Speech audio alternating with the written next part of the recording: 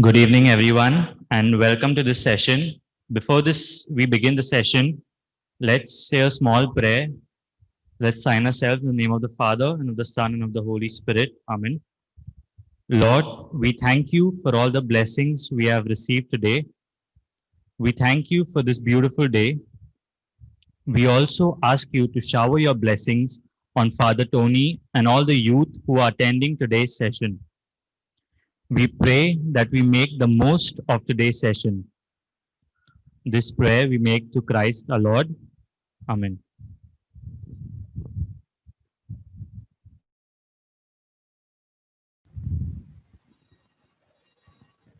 Thank you, Virus. So this pandemic has been a difficult time for all of us. Many of us have faced challenges with our work or with our studies or school or college. But even though bad things have happened, we've had a few good things that have also happened to us. A few of us have been given the privilege to work from home. Some of us have had other good things that have happened. And that's what today's talk is all about. It's all about finding your silver lining and finding positivity during these trying times. Our resource person for today is Father Tony Menezes. Father Tony is the director of Atma Darshan and has a doctorate in clinical psychology. And Father Tony also conducts talks and sessions on various topics. So I'd like to call Father Tony on stage.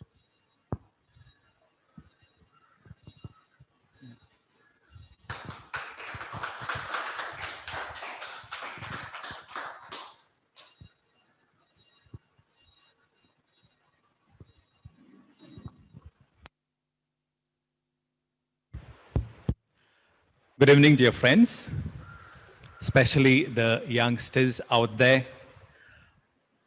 I'd like to begin with thanking the youth, especially the Sacred Heart Parish youth and the animators who have invited me to talk on finding the silver lining. And I'd like to straight away go why we need to find the silver lining today. For the past few months, since I'm in the line of counseling and all, I have had numerous calls from people. Some have come to meet me, and most of them have got the same theme. People are anxious. People are worried. There's a kind of underlying uncertainty. What is going to happen? Those who have been employed, some of them have lost their jobs. Some of them have taken a salary cut. Some who are still working are not very sure how things are going out to be. Among the youth, also, there is an uncertainty, a kind of anxiety, a stress. Many of them are doing the studies online, but online studying has got its own limitations. They've not been able to meet up with their friends, really meet, gather together, have celebrations, because this is what they're normally used to. Youth meetings, youth outings, none of this is happening. And so among the youth also, there's a kind of anxiety. The stress is getting on to them. When the lockdown first started in the month of maybe March, April, in those first few months, because of the novelty and because we have not seen anything like that, it was rather okay. But I guess by the middle of May, people started to get restless. When is this going to end? They were asking this in May. We are about to enter October, and still it has not ended. And therefore, it is very apt that we have this title, Find Your Silver Lining, because it's like as if there are clouds, dark clouds out there. We don't know whether it's going to rain, whether it's going to be sunny. We don't know when the clouds are going to blow away. But one thing we know is that behind every dark cloud, there is a silver lining. So our purpose of being here today is to think about the silver lining. How can we get that silver lining? Or how can we notice that silver lining? Or how can we have that silver lining in our life? Before we really get into the topic, I will just like to give you a perspective, because the perspective is very important. Today, people are saying, We have not seen anything like this. It is true. But the fact is, humanity, as humans, we have seen worse times. In just a period of 31 years, starting from 1914 and ending in 1945, we saw the worst of humanity. 1914, the World War started. 1918, it ended. 40 million died in that World War.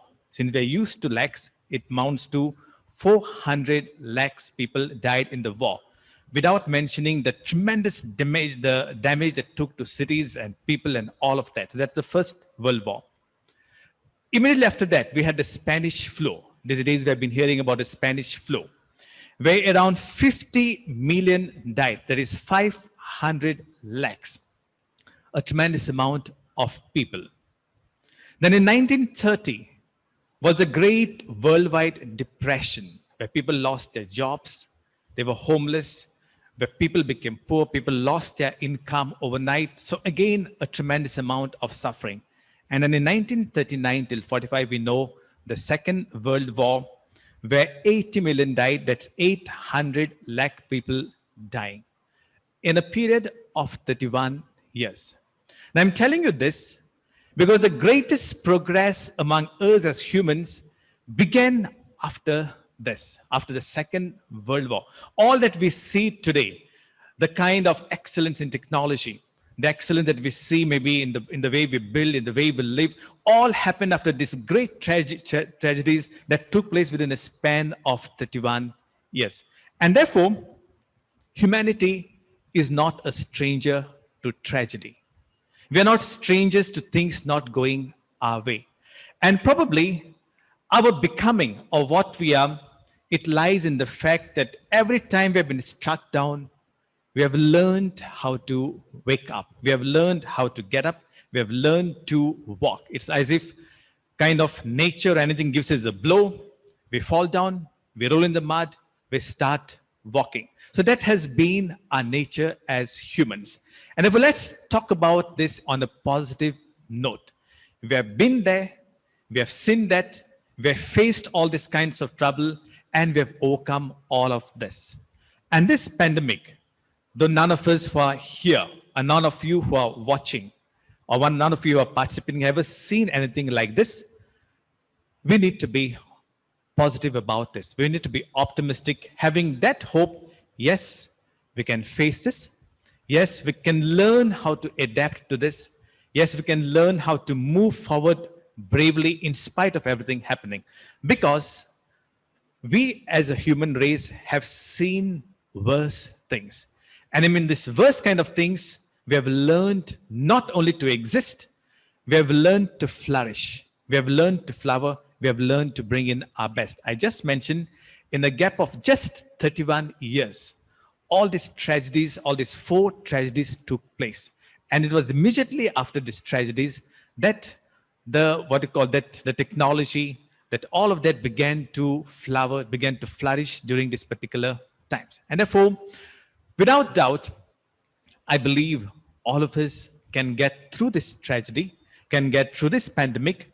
The lockdown, all that is associated with that will be able to rise above that because we have learned to bounce back. Now, how do we bounce back? How do we find our silver lining? I like to talk about 5 points. And each point I've given a movie title because youngsters, they like movies. Now, I'm telling these movie titles not because I'm recommending those movies, but movie titles have a great recall value. We remember easily. So I'm taking advantage of this memory factor of ours and maybe using that movie title to help us to reflect over how we can find our silver lining. They are both movie titles. Some of them are movies, some of them are serials. And so I like to begin with the title of a serial called Mind Your Language. This is an old serial. I don't know if the youngsters know of this serial, Mind Your Language. If I ask you, in which year India became a republic? Those of you are watching on TV, watching on the screen and others, which year did India become a republic? Or if I ask you, what is 6 into 6? That answer is very easy. 6 into 6 is very easy. But which year India became a republic, I believe not many of you have been knowing. Now, why is 6 into 6 easy for us? Because we know right from the time we were in the primary, we learned our tables. 6 ones are 6, 6 twos are 12, 6 twos are 18, and ultimately 6 into 6. We repeated it, and it became a reality. Today, without even thinking, we say 6 into 6 is 36. Now, this is precisely how our brain works. Our brain looks for familiarity. It likes what is familiar, what we are used to. And therefore, the way we talk, the type of language we use, the type of words we use becomes a reality. Our brain constructs reality from what we are used to. Therefore, our words become our destiny. It's like our mobile phone. You know, suppose you have a name. Say, for example, Nishi. Now, Nishi is not a very common name. And if I were to go to type it, the mobile will not catch it. But maybe after 5 or 6 or 7 times I've typed the same name, the next time I go to type it, the mobile will show. Artificial intelligence. Real intelligence works in the same way. Suppose during these times now, the pandemic times, I'm saying, you know, it's hopeless. I don't think I'll be able to face these difficulties. When we go on repeating this, it's hopeless. I don't think I'll be able to face these difficulties. This becomes my world. The brain picks this up. The words that I use, the language that I use becomes my reality. This is exactly how the brain works. On the other hand, suppose I say, never mind, I can overcome this. This pandemic, this lockdown, we have been there before. We have done that. We have faced it. We will overcome it. I will overcome it. If I go on saying this, this becomes my world. The brain picks it up. Real intelligence picks it up. That this is what I am. Therefore, the language that I'm using, the words that I'm using becomes my reality, becomes my destiny. So, dear youngsters, the first question that I would like to ask you is, what language are you using these days? What words are you using these days? Are these words powerful? Are they dynamic? Are they constructive? Or are these words, are they destructive? Are they kind of words that pull you down? Are they words that kind of induce more helplessness in you? So what words are you using? It's a very simple thing. If you just reflect over the language that we use and the words that we use, you will realize that that is what we become. It sounds simple, but it is how precisely the brain works, and that is how we live our life. One more thing about the brain. In somewhere in 1970s, a Japanese scientist called Masuto, he did some experiments on words and water. And he found that when water crystallizes, suppose you put water in a freezer, and then you use what you call as very positive language. For example, I love you. You are so nice. You are so wonderful. You are life-giving. When you speak these words to water, when the water crystallizes and you watch it under the microscope, you see very fine, or you see perfect crystals about the water. In other words, words have an effect on the water. On the other hand, suppose you tell this water, I don't like you. I want to throw you out. You are useless. This same water that freezes, and when you kind of observe it under the microscope, you will realize it is no shape. The crystals look ugly. They're all kind of misshapen. So a simple experiment by the Japanese scientist called Marasu Emoto showed this. We shall just have a look at the just one slide now. You have there, words have power. Their meaning crystallizes perceptions that shape our beliefs, drive our behavior, and ultimately create our world. Just like the words have an effect on water. So also the words that I use, or maybe somebody may be using for me, those words have got power. And remember, the human body is 70% water. And so if simple words, ordinary words like love and peace has got an effect on water, they can have an effect on us too.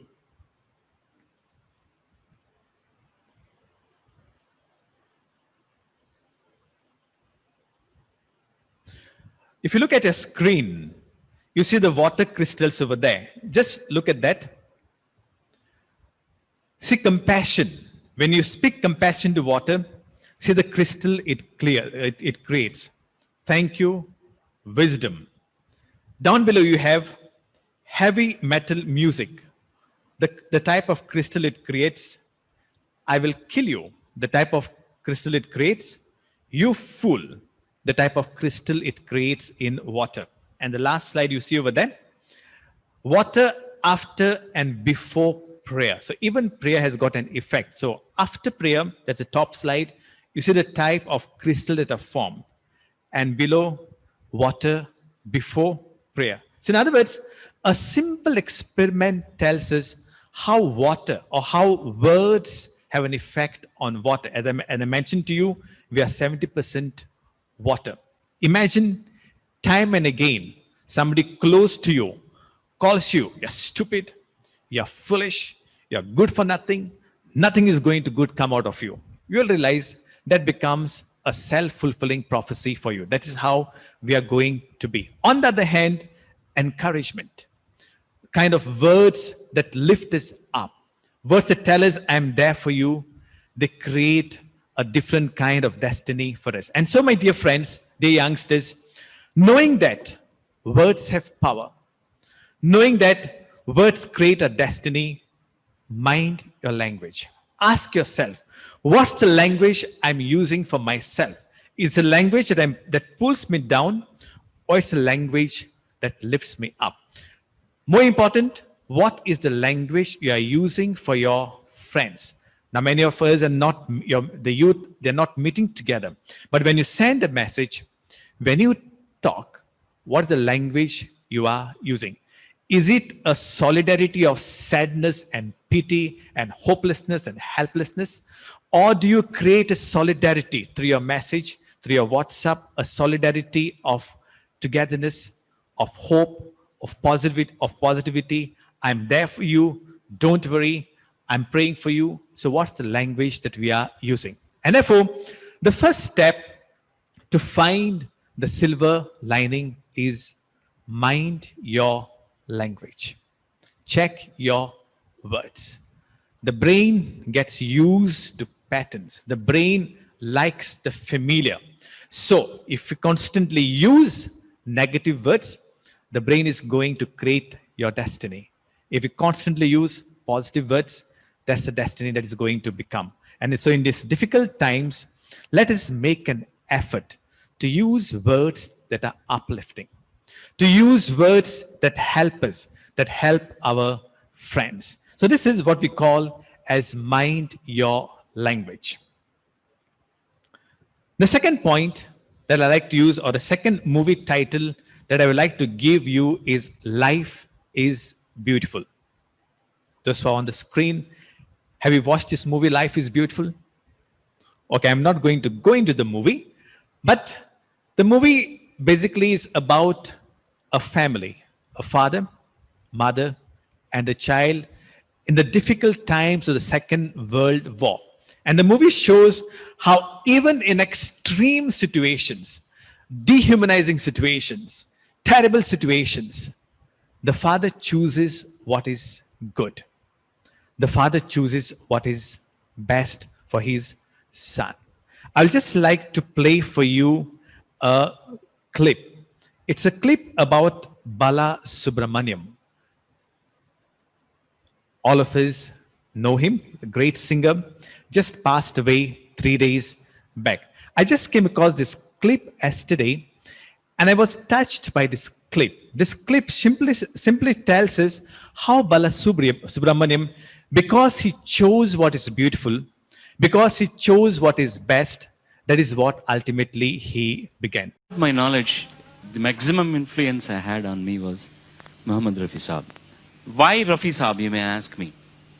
Number one was just because the expression, I thought. You close your eyes and listen to Rafi Saab, you can see the situation, you can see the scenario, you can see the romance. I'll give one example to you. I used to go to my engineering college in a cycle. Every day when I go at 7:30 in the morning when I was listening to this particular song, I used to just stop there, listen to that song and just shed tears. I was not crying, it was not pathos song, but I cannot express what it was. It is something which was nearer to godliness. I'll just give why I thought like that. Yeah.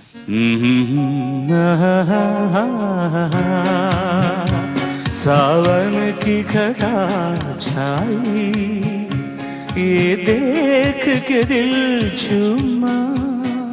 That ma, can you imagine anybody can sing in that beautiful expression? Oh God, you're so ये देख के दिल झूमा ले प्यार ने अंगड़ाई.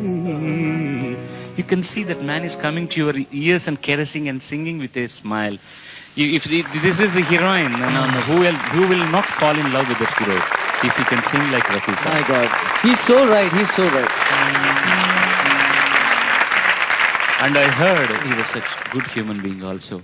It is not enough if you are a great singer or a great artist. You have to be very human. That is very important. And appreciation is one qualification which everybody should have. If you feel somebody is singing very nice, just go tap him and say, hey, you did very well. You don't lose anything. That man thinks so high of himself and he is so pleased. And suppose I am in the competition, if somebody is singing good, I should feel that I should sing better than him. I shouldn't feel why he's singing, he should not sing so good. Right. That feeling will never make an artist a perfectionist and 100% artist. First be a good human being and you automatically will become a good artist. That's very important. If today many of us are sad because we have lost a great singer, S.P. Bala Subramaniam, we can understand why he was a great singer. This short clip of his tells us he was somebody who chose beauty.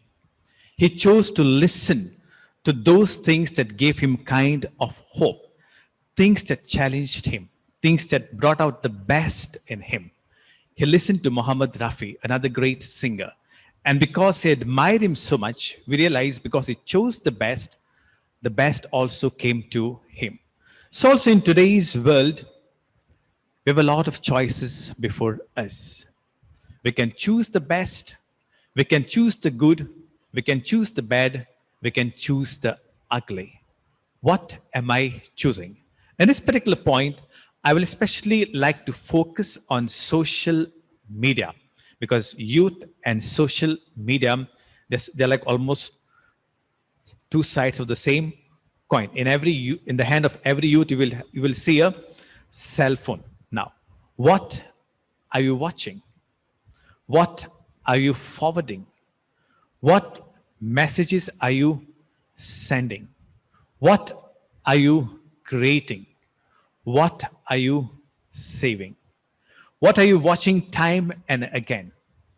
I would like every youth to watch a Netflix documentary called The Social Dilemma. Some of you must have already watched it.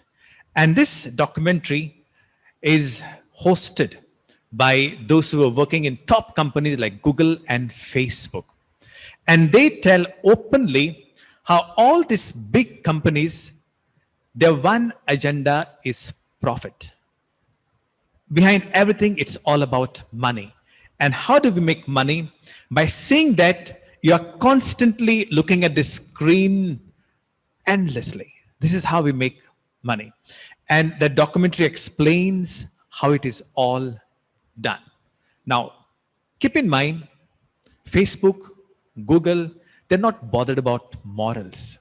They're not bothered about your moral development. They're not bothered what you're going to become in the future. They're bothered how much time you're looking at the screen. And the more sensational, the more shocking, the better it is. Because all of us know good things are not at all attractive today. We like to look at the shocking. We like to look at the sensational. We like to look at things that kind of disturb us. That is how it all works. And then constantly when we choose the bad, when we choose the ugly, that is how exactly we are turning out to be. That is already proved. We have heard of a lot of teen suicides, youngster suicides, just because they got used to this kind of media. All of us are familiar with the blue whale game. It works on the same line. So let us not kind of think this mobile is in my phone. I have control over this. The Social Dilemma documentary tells us you are not control of this phone. It's this phone which is in control of you. And what you watch, you become. And I mentioned to you, internet companies are not bothered about your moral development. They're not bothered about your future. They're not bothered about what you're going to become. Therefore, what are we watching? What are we saving? If you look at the slide, it's mentioned that choose life. That's also a quote from the gospel, Deuteronomy, from the Bible, Deuteronomy 30:19. I put below that the name of another famous movie, The Good, the Bad, and the Ugly. Because in life, this is what we are going to see always. There will be the good, there will be the bad, and there will be the ugly. And I already told you, the media today is not bothered about the good or the bad or the ugly. It's only bothered about catching your attention. So if we get used to the ugly, that is what we are going to get. If we browse constantly the bad and the ugly, that is what we are going to get. If we browse constantly the good, that is what we are going to become. So what are you choosing? What are you browsing? What are you watching? What are you texting? What are you keeping? What are you forwarding? What are you playing? What are you believing? And so if on the social media, if you want to find the silver lining, you will find it. The media is not bad. It can inspire us. It can help us. So if you want to find the silver lining on the media, you are going to find it. But if you are looking at the dark clouds, only the dark clouds, if you're looking at all this kind of the bad and the ugly, that is what we are going to find. That is what we are going to have. That is what we are going to become. Therefore, choose life. Life is beautiful. Today, many of us may not see the beauty of life because there's too much of negativity. But in spite of all this, if we take the trouble, life is beautiful. The movie, as the very movie I'm talking about, Life is Beautiful, tells us in extreme situations where none of us will ever want to be. Even in these extreme situations, beauty can be found. The beauty of our choice. What do I choose? Therefore, my young friends, as I was mentioning, if you want to find the silver lining, you will find it. If you want to find the dark lining or the dark clouds or the ugly clouds, that also you will find. Therefore, choose the silver lining. It's not enough to say, find your silver lining. Make a choice today to find your silver lining.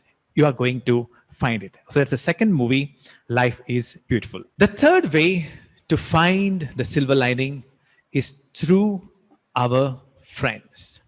Now we know as we grow till about age 13 or 14 or 15, our parents, our family people are the most important people in our life. We like to be with them. But then when adolescents come, it changes. Our friends become our priority because from the development point of view, we are finding our identity. Who am I? That question becomes very important. And we like to answer that question as we move around with our friend. Friendship is good. Friendship is a biological necessity. I will recommend every youth to have a friend, to invest in friendship because friendship is good. But Also keep in mind, friendship can also be bad. We become the company that we keep. Psychological studies show us that very often our character, our personality is formed or shaped by the company we keep. Bad friends, we grow into that. Good friends, we also grow into that. When youngsters come to me for counseling, we can immediately make out that their friends have played a very important part in their life. Some friends have made them, and some friends have broken them. So a friend can make you, or a friend can break you. And therefore, dear youngsters, dear young friends, enjoy your friendship. But keep in mind, your friends, you're going to become like your friends. You become the company that you keep. So if you want to find a silver lining, choose friends that will help you find a silver lining. Choose friends that are also interested in the silver lining. There are plenty of people out there who are good. Choose those friends. Now, this also is a name of a very famous TV serial, Friends. It ran for a number of years. And the very fact that it's about friendship and that people were watching it tells us how important friendship is. And there's a saying there, tell me who your best friends are, and I'll tell you who you are. If you run with the dogs, you will learn how to bark. If you associate with eagles, you will learn how to soar to great heights. And friendship is good, but know your friends. Choose your friends. One more thing that is so common among youth these days, youngsters today, is what we call as peer pressure. Just because my friend is doing that, I also do it. The need for belonging is so much that sometimes we tend to forget our own values, our own principles. We tend to keep them aside and make the values and the principles of my friends as my own values without thinking whether they are good for me. And therefore, dear youngsters, give importance to your friendship. Keep in mind, it's an investment. Don't choose your friends as you choose tomatoes and potatoes in the market. Your friends are not tomatoes and potatoes. They're the very important people in your life who will either make you or break you. Choose your friends. Choose your friends carefully. So that's the third point that I would like to tell you all, to choose your friends. The fourth movie, now this was a cartoon movie. I've got all kinds of movies. This is a cartoon movie. The name of the movie is Hope for the Flowers. Now this movie tells the story of two caterpillars. One is Stripe and the other one is Aloe. So Stripe and Aloe. Stripe is a boy, Aloe is a girl. Now these two caterpillars, as they walk around, they see all the other caterpillars are climbing a kind of pillar.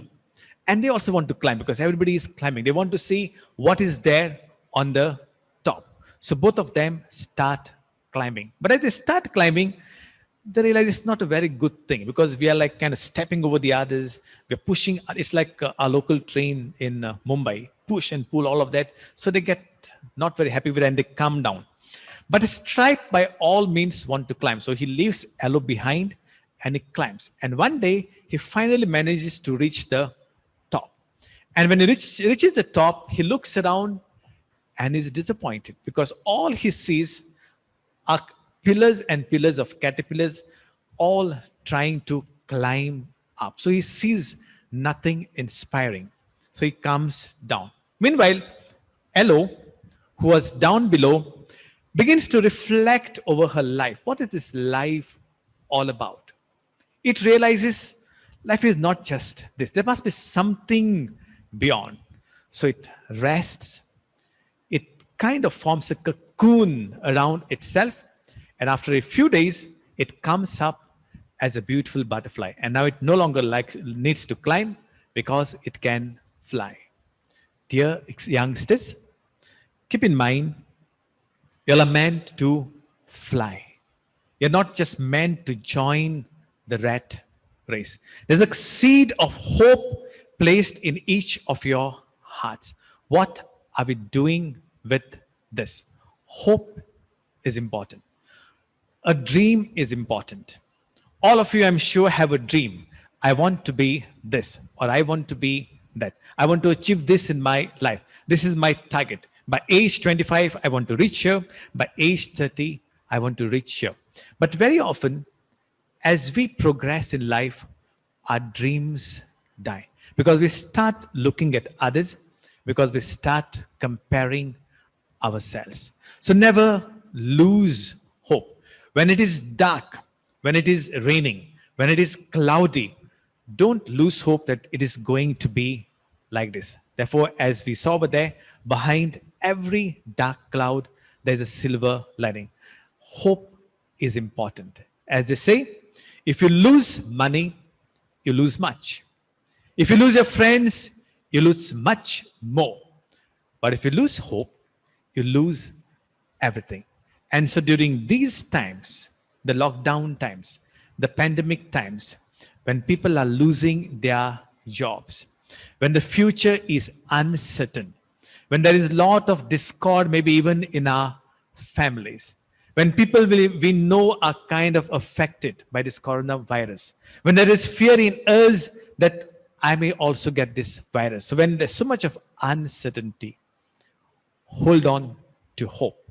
Know that the silver lining is there. And when we hold on to our dream, when we hold on to our hope, I'm sure that hope is what will lead us onward.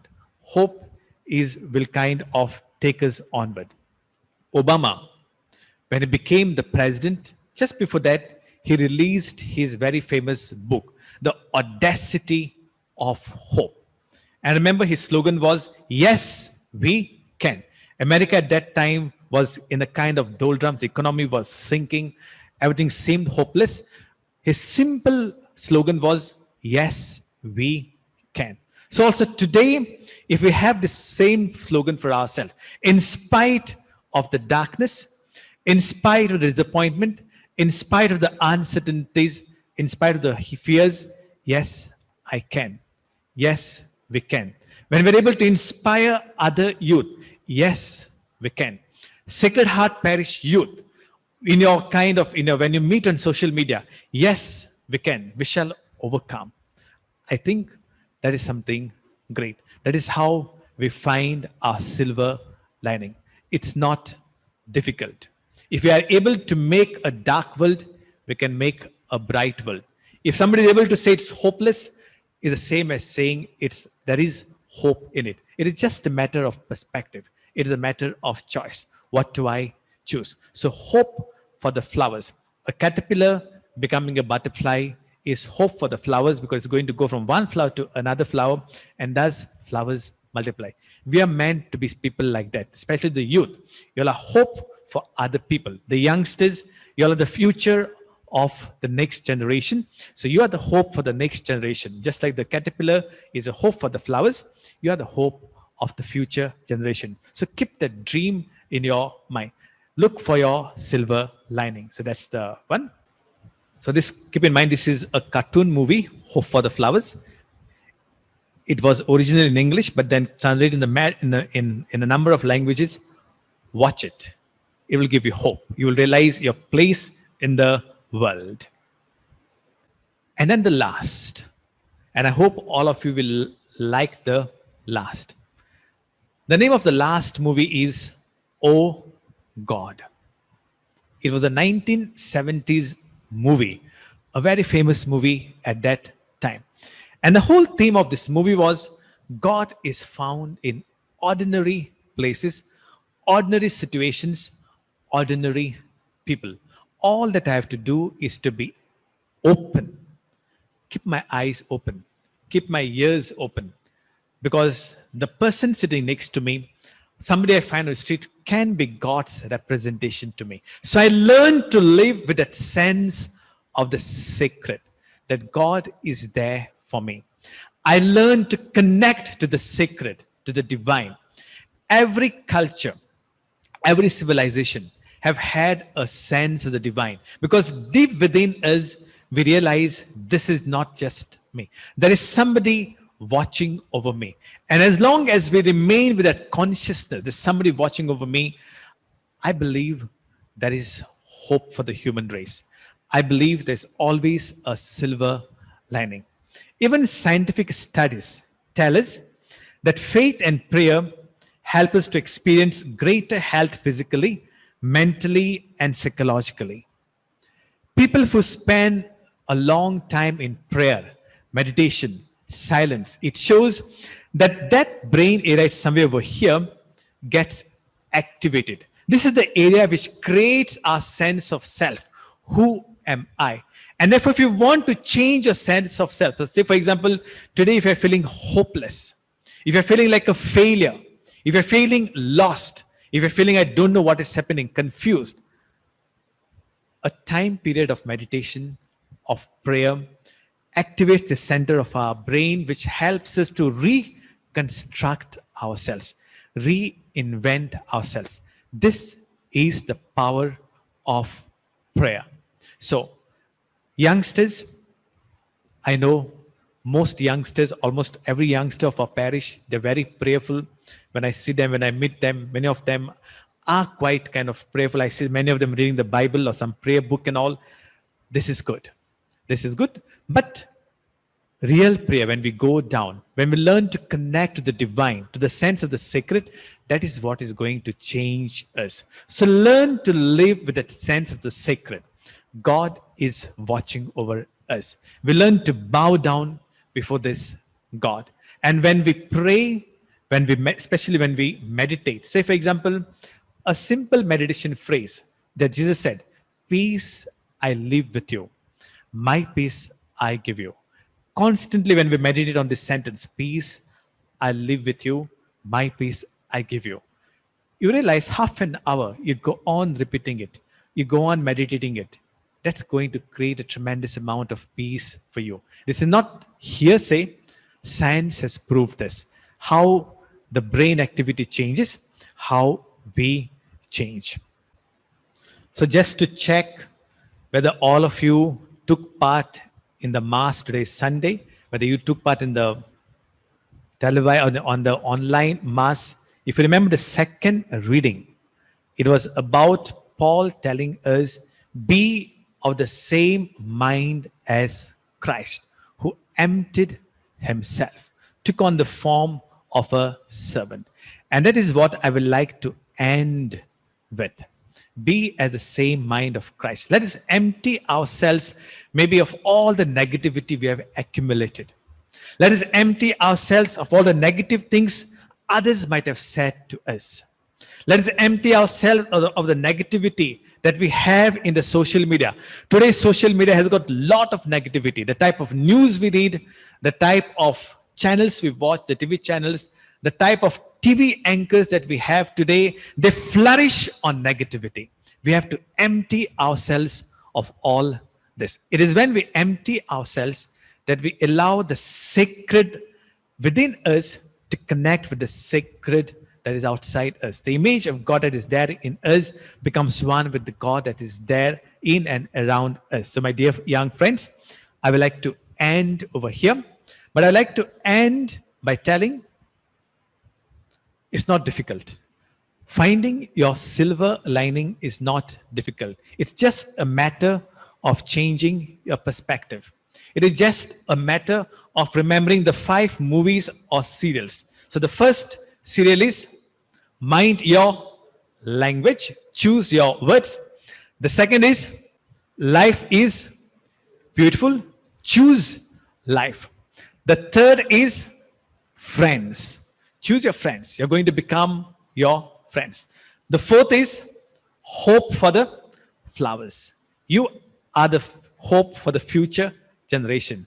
And the last movie is Oh God. So remember these 5 movies or serials.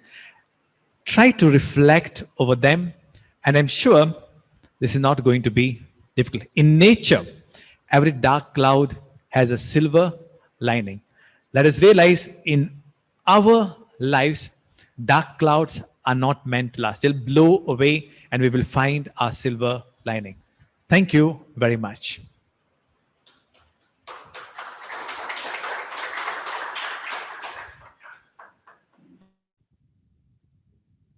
Yeah. So thank you, Father.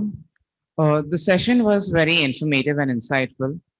And I feel the main thing that we could take out of today's session was that we always need to be positive. We need to fill ourselves with positivity and fill those around us with positivity. And anytime we face anything, any hurdle, we need to try and reach out to people. And now, as we speak about reaching out to people, we've also had a lot of youth who've been reaching out to us with their questions over the last few weeks.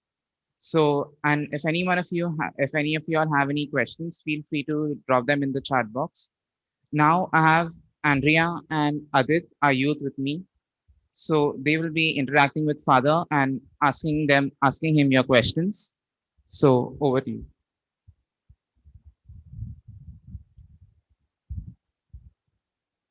Father, hello. Thank you. First of all, thank you for being here. On behalf of the youth, we have a few questions, and to answer them, we would love to have your input. Let's start with the first one itself. How to undo negative thoughts which are rooted deep in your subconscious mind? So, how do we undo them?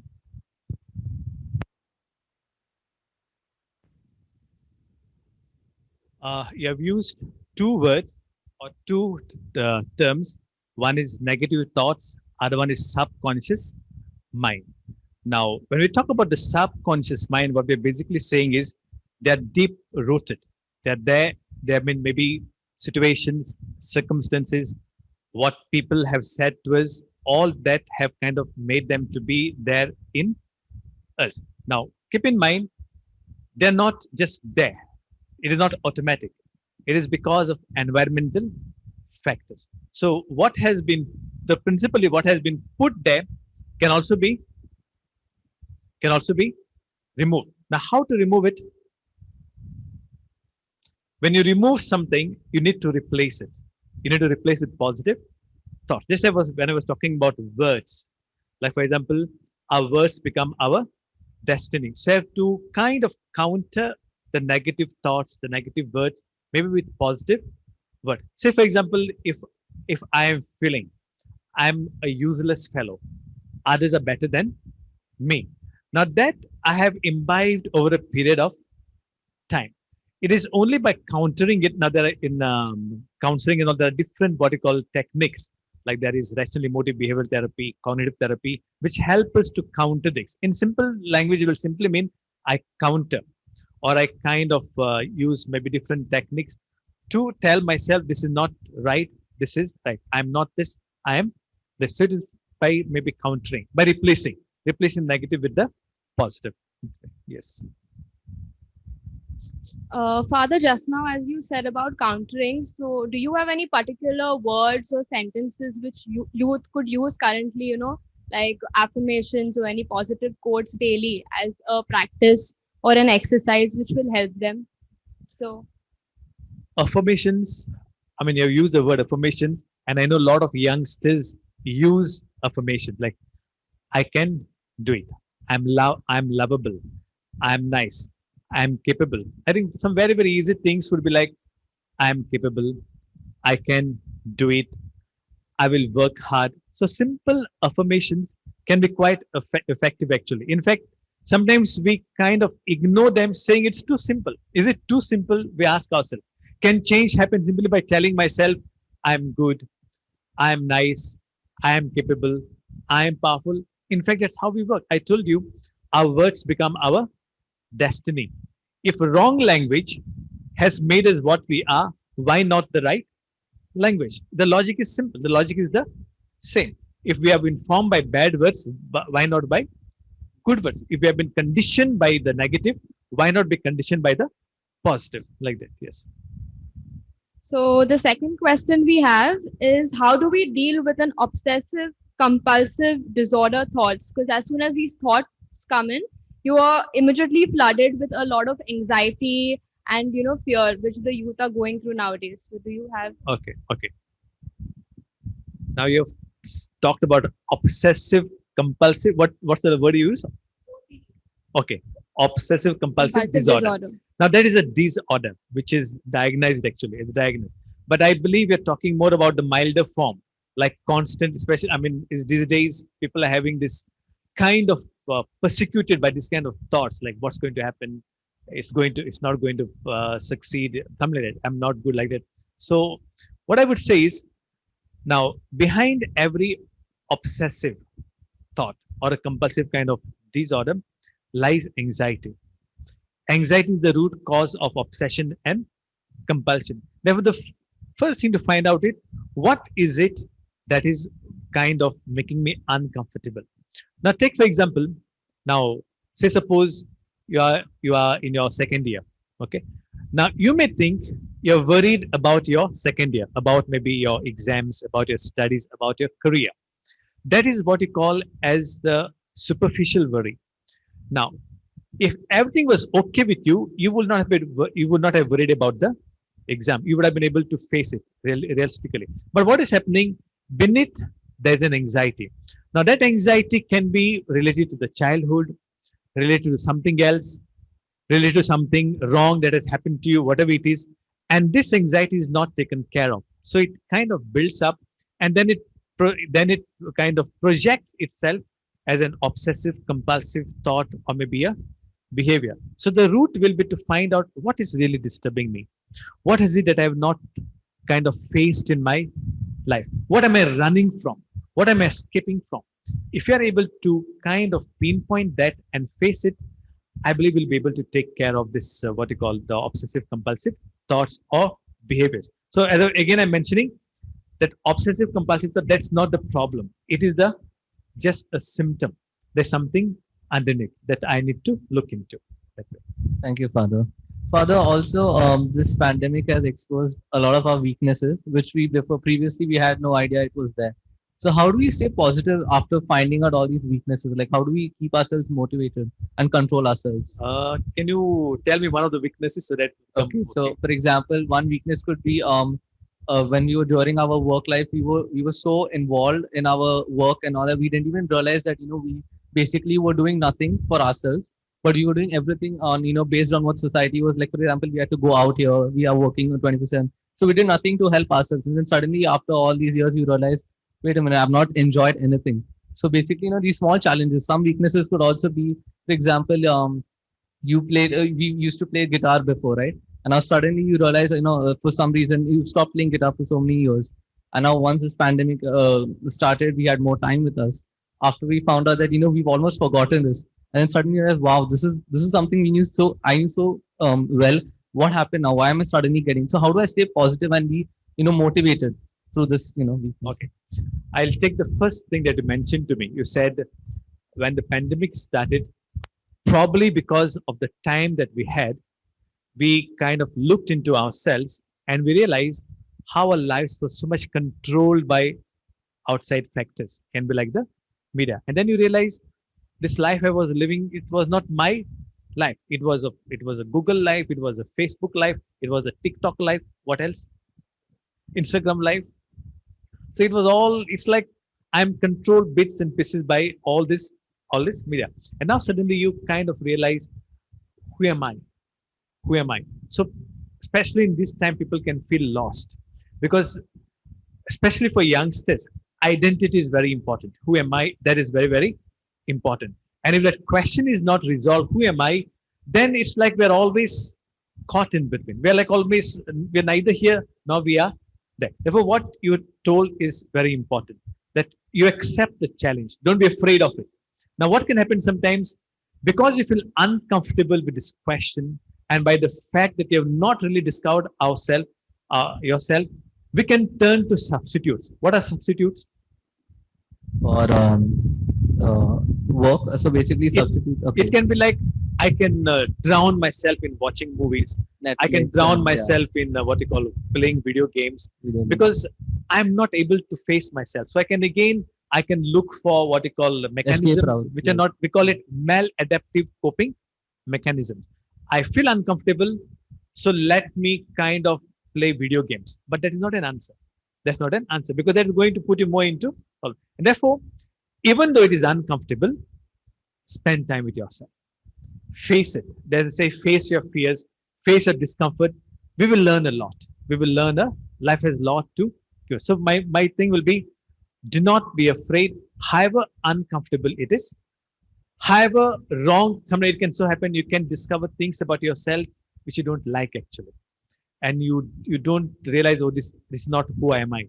But then face it bravely and see what you can do about it. Maybe talk to somebody whom you can trust. Go to seek some help actually. Now again, keep in mind, sometimes your friends may not be the best people to help you in complex problems, because in complex problems you are blind, you don't know. Your friend also can be blind, he or she also doesn't know. So two blind people walking together, what can happen? Both will fall. Both can go into the pit. If I, in that point I made about friends, choose your friends properly, or maybe seek help from maybe somebody elderly, somebody senior who can really guide you. That's what I'll say. Yes. Thank you, Father.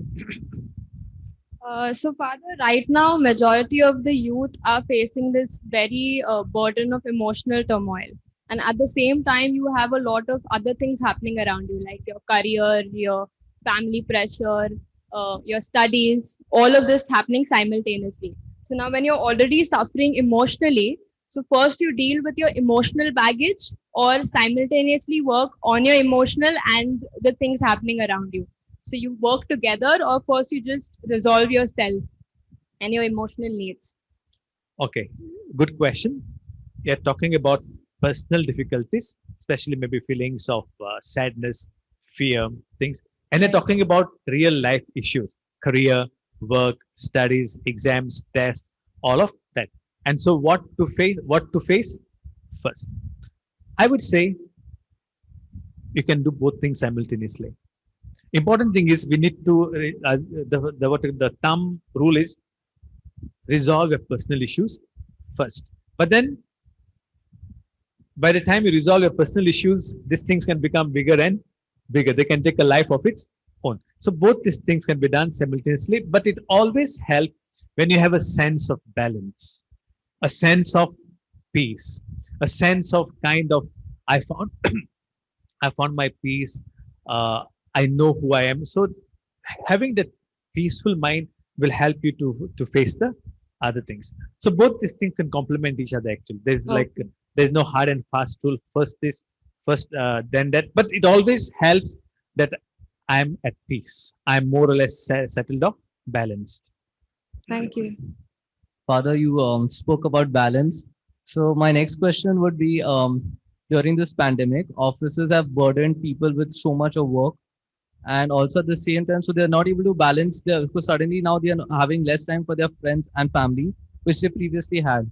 So how would you ask them to stay motivated? Like they're asking how to stay motivated during this time, stay motivated and focused while we are burdened with so much of work. Yeah. Initially, when this whole thing began about work from home, people were very happy. Now I have so much time to be at home, maybe with my kids, with my siblings, with my parents, and all.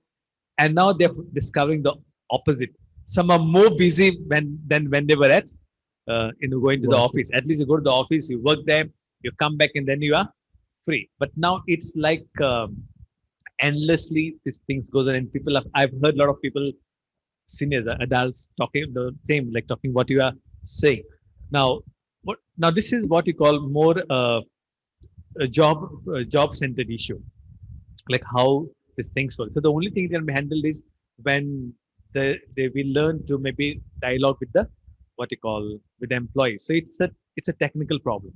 It's a problem which needs to be resolved, because people are really feeling fed up. I'm at home, but it's like I'm trapped at home. I just have to be in front of the TV, or not TV, the computer screen. I cannot be at peace, because anytime I've been given deadlines. So it was much better before than now. So this is exactly what's happening. But then I think it needs dialogue maybe with the employees, with the administrative staff and all. So it has to be dealt at that particular level. Thank you, Father. Yeah. Father, just on this question as well. So right now we have a lot of time in hand, yet we do not have a lot of time.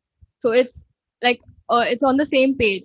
But right now with all of this, people are blaming God responsible for everything that is happening. So why are they blaming God? Like, because of God, like God knows what is supposed to happen, but yet this is happening. So they don't have an answer to that as well. So why is their question? Okay. Things are getting worse, so people are blaming God. Okay. I will not have a problem with people blaming God as long as it is done in all sincerity and as long as people are also willing to listen to God. In fact, asking questions to God, kind of maybe arguing with Him sometimes, is also a way of developing our relationship. So when we feel I'm at the end of the line, it's like as if my back is against the wall. What do I do? If in all sincerity I'm able to have a dialogue with God, if in all sincerity, even if I have an argument with God, I'm sure sincerity means I'm also open. It's not just I'm who doing the talking. I'm sure God will answer. Only thing is, we should not only blame or talk from our side, we should also learn to be open. We should also learn to listen. So it can also be a form of prayer. Like I feel frustrated. I feel when this thing is going to end. So all these questions are in my mind and all, but I need to kind of take this thing. Therefore, we say take this thing into prayer. And when I take this thing into prayer, I may feel like complaining. I may feel like blaming. I may feel like arguing. Fine, but let me keep an open mind that I also listen. I think that is going to help. Problem comes when this blame that we are speaking about is simply becomes shifting of responsibility. I'm not willing to take responsibility. I'm only putting that blame onto God. That can happen in a family also. Say, for example, the husband can only shift the blame on the wife, or the wife on the husband, or the children can shift the blame on the parent. It can happen anyway. So shifting blame does not help. Taking responsibility helps. So what can I do in this particular situation that is going to help that way?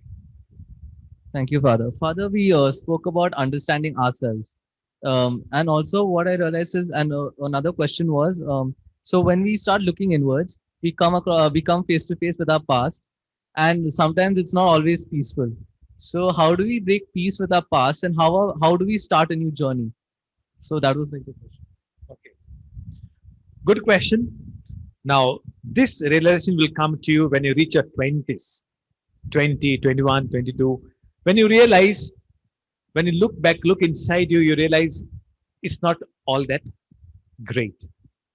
Sometimes you come to terms with your own limitations, with your own failures. So when you look inside, it's not all that pretty. So important thing is to first thing is to accept yourself with your weaknesses and with your strengths. Keep in mind, do not absolutize the weaknesses. You're not just weakness. And that is the mistake some people do. When I discover undesirable things inside me, things that are maybe a little shameful and all, then we tend to identify with that. Oh, I am this. I'm not good.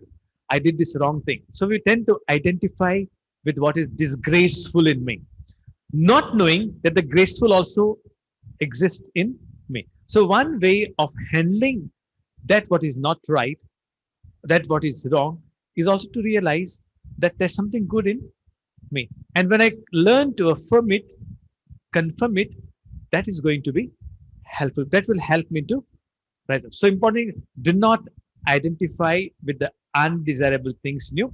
There's always something good in somebody. Pick on that.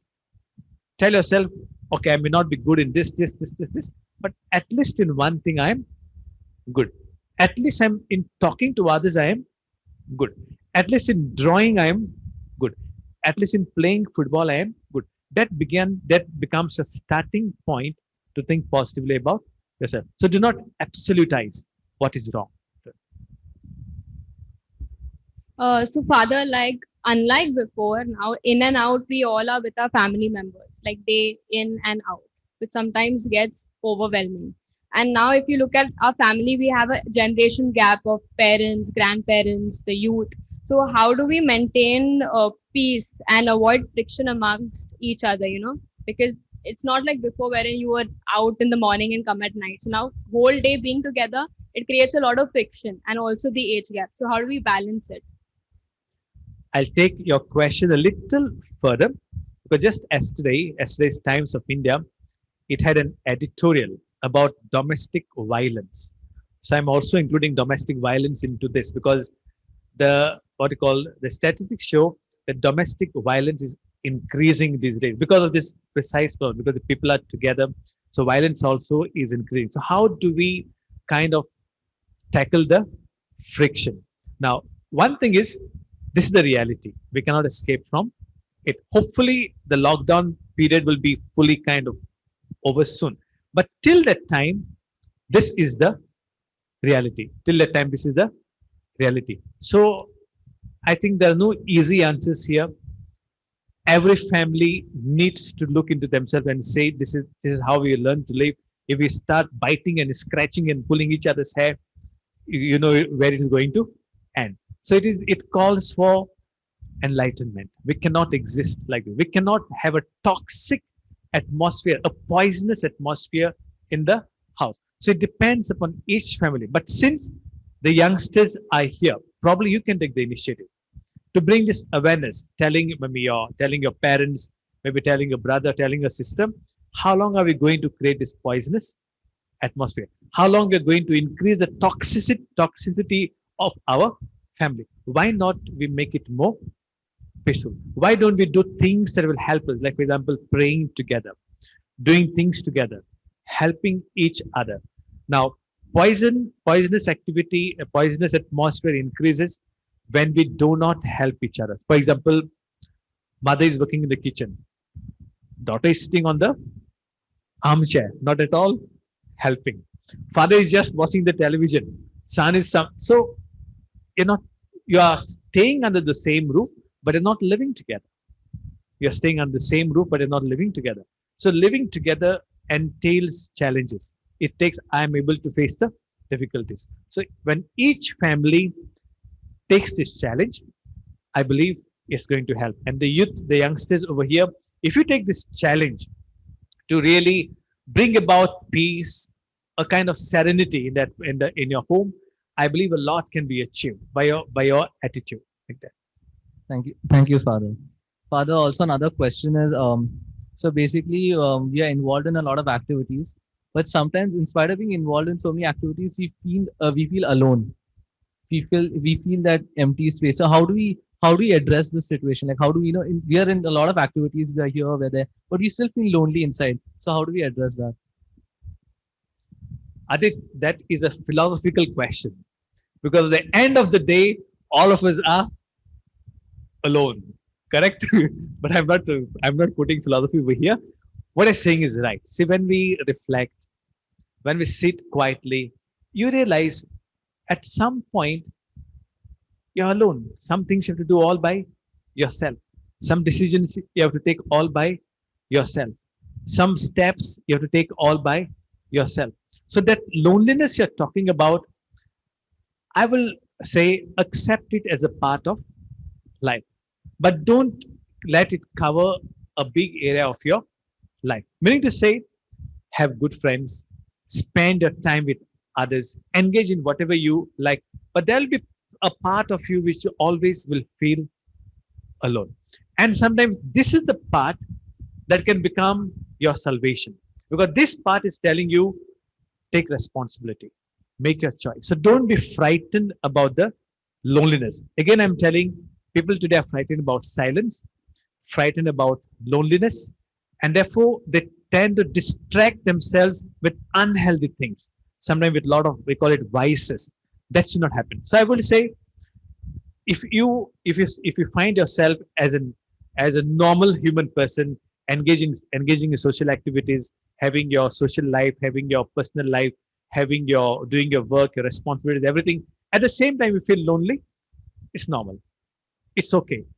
Feel comfortable with it and use it to deepen yourself, because sometimes the greatest songs, the greatest poetry has come from loneliness. The greatest inventions, the greatest discoveries have come from loneliness. So let us not see it as an enemy or something undesirable. Also, let us not seek to cover our loneliness with noise and music and this and that. Let's accept the invitation of loneliness. It is good. It is good. Thank you, Father. So, Father, these days we are frustrated with, first of all, sitting in the house and work, and then that leads to anger. And sometimes you know you don't need to be angry for those particular topics, but you're angry. Many people are like really, really angry. So, is there any particular technique or practical method which we can implement to control this, or at least keep it stable and not go overboard with that anger issues? Andrea, do you get angry? Yeah, I do. Okay. Now, anger is a natural response when we get frustrated, when I don't get what I Need. want. And it can be a little more obvious during these times because, like, when we are all living together, we tend to constantly brush against each other. Then we can tend to get on each other's nerves because we are seeing the same face over and over again. So it's a kind of frustration and irritation and anger. Now, the easiest way to get rid of anger is by expressing. I tell the other person that you did this and I felt angry. You express, because keep in mind it's an energy within us. And if you don't express that energy, it accumulates. Then you become irritable. Then simple, silly things can make you angry. So expressing why you are angry is helpful. But I can understand in a family situation, it may look a bit odd to go and tell your brother or your mother or your father, say this is what you did and all. It can look a bit odd. So you can also do it to yourself. Like you can simply sit down, and writing helps. What makes me angry? Then you become aware. So this is that sort of awareness can help you to monitor yourself. You know these things make me angry. Then you can try to avoid it. Or when you're able to be in control, aware. When you're aware, it's no longer will make you angry that way. Like that. Lovely, Father. Also, Father, thank you so much for answering our questions. We enjoyed ourselves, and we'll hand it over to Joshua. Okay. Before we go, Andrea and Adit, thank you very much. Thank You you all so much. asked questions that are very relevant for the youngsters. And so I thank you for your openness and a very candid way of asking the questions. Thank you so Thank much, you. Father.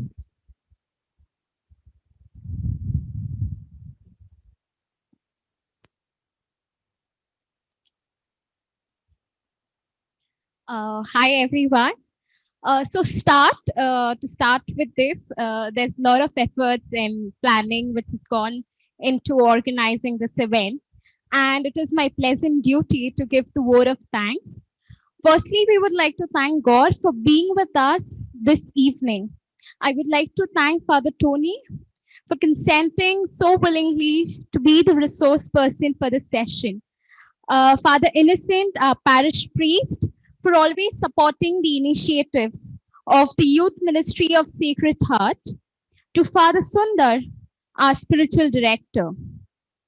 Our theme for this evening is finding your silver lining. Father Sundar has always encouraged us to aim for the cloud while keeping our feet firmly on the ground. We thank him for the constant support. I would like to thank our team members who have worked round the clock. They have supported different roles. Some have helped us for the setup, the backend, to collate the data, in publicity, and much more. I would like to thank all the PYA team members and the PYC. Lastly, I would like to thank all of you in joining the session. And I would now like to call upon Father Sundar, our spiritual director, to say a few words.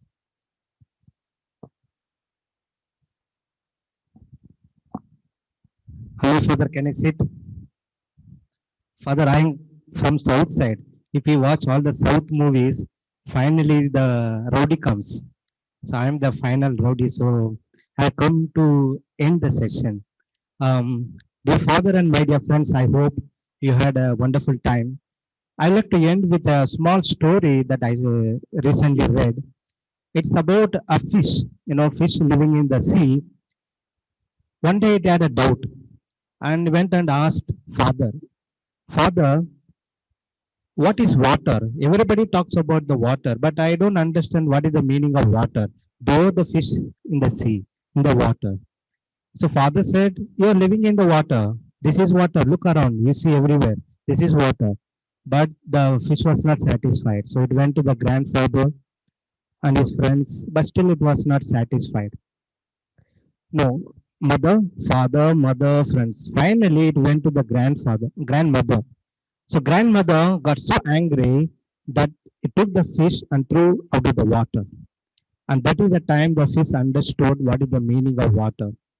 Now, dear father and dear friends, now this is what happens in our life.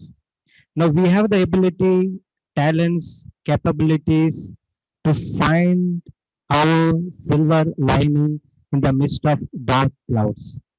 But then we don't realize that we have the talents, abilities, capabilities.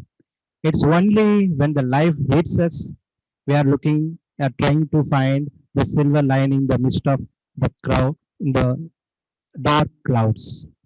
So that's what I would like to end with the positive note. So thank you, Father, for helping us to be positive at every moment of our life and helping us to understand that we all of us have the talents, abilities, capabilities to find the silver lining in the midst of dark clouds. So thank you, Father, and thank you, my dear brothers and sisters, and dear friends, the youth particularly. It would have been a wonderful time if all of us could meet in the church and had this session. But then it's also a blessing for all of us that we have it in the through this Zoom call. So anyway, let's thank God for this technology and for all the blessing that we have received. So now let's rise and receive the final blessings. In the name of the Father and of the Son and of the Holy Spirit. God, Heavenly Father, I thank and praise you for all the blessing that we have received. In a special way, I thank you for being with us at this moment and helping us to understand our own life, helping us to understand a positive side of our life and negative side of our life, and helping us to boost ourselves, giving us and blessing us with the grace and knowledge and strength that we may always be positive, choose wisely, and we may find a silver lining in the midst of dark clouds.